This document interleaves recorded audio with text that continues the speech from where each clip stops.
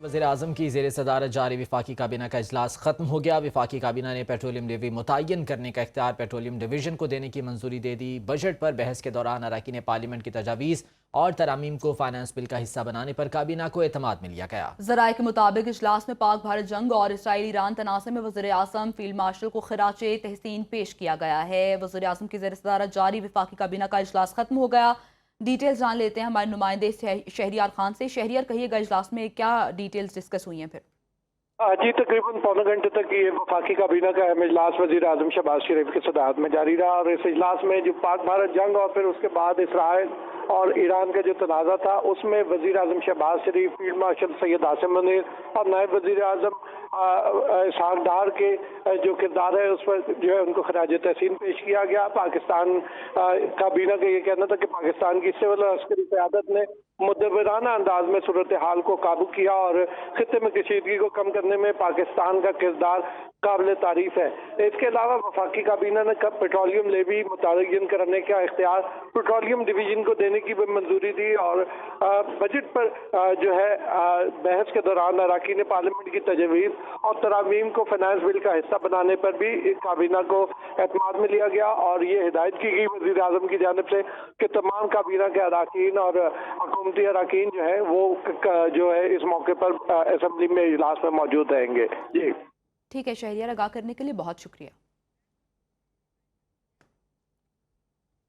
Shanghai ताउन इजलास में भारत को सुबकी का सामना। भारतीय वज़ीर दिफा राजनाथ सिंह ने शंघाई ताउन तंजीम के इजलास के एलामी पर दस्तखत से इनकार कर दिया। भारतीय मीडिया के मुताबिक राजनाथ सिंह ने एलामी में पहलगाम वाक़े का जिक्र न होने पर दस्तखत से इनकार किया है। SCO एलामी में बलूचिस्तान में दहशत गर्दी की मजम्मत की गई है। इसी बारे में बात करने के लिए हमारे साथ मौजूद हैं सीनियर दिफाई तर्जयकार ब्रिगेडियर रिटायर्ड मसूद खान साहब। ब्रिगेडियर साहब, बहुत शुक्रिया आपके वक्त का।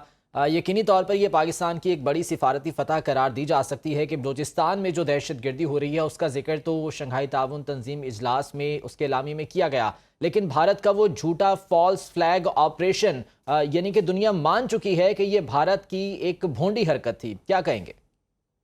जी हाँ, मेरा ख्याल में देखें कि इनको हर जगह पे शिकस्त दर शिकस्त हो रही है और जिस तरीके से ये कहानियां बना रहे थे, नरेटिव्स बना रहे थे, डेलीगेशंस भेजे ताकि अपना वो नरेटिव को सेल करें, तो दुनिया में किसी ने नहीं माना। और ये देखें कि डबल स्टैंडर्ड है, इंडिया एक्सपोज हो गया है ईरान के सामने।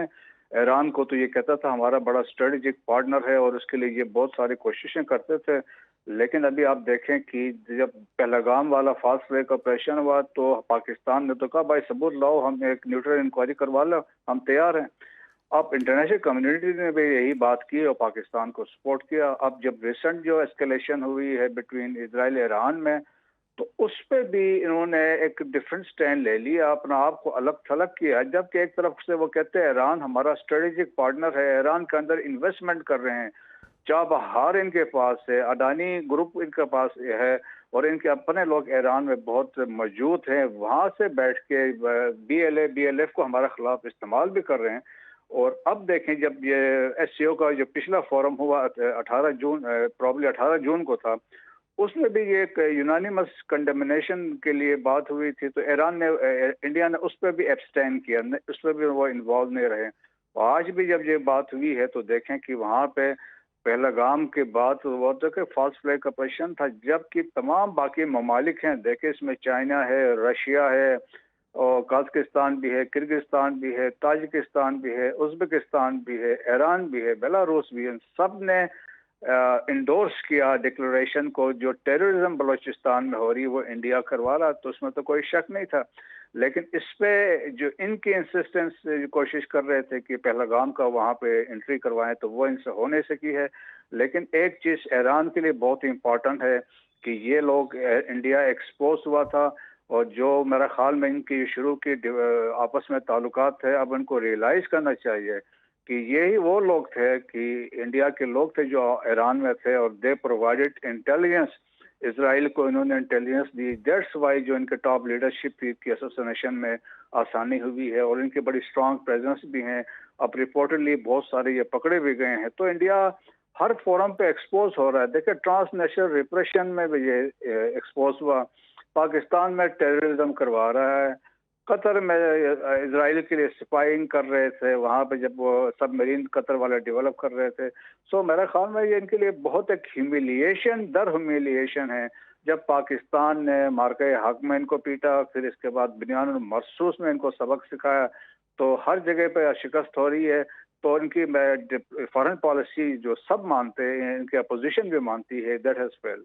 یقیناً شکست ہے اور عالمی سطح پر سبکی کا سامنا بھی کرنا پڑا. بہت شکریہ آپ کے وقت کا. بریگیڈیئر ریٹائرڈ مسعود خان صاحب ہمارے ساتھ موجود تھے.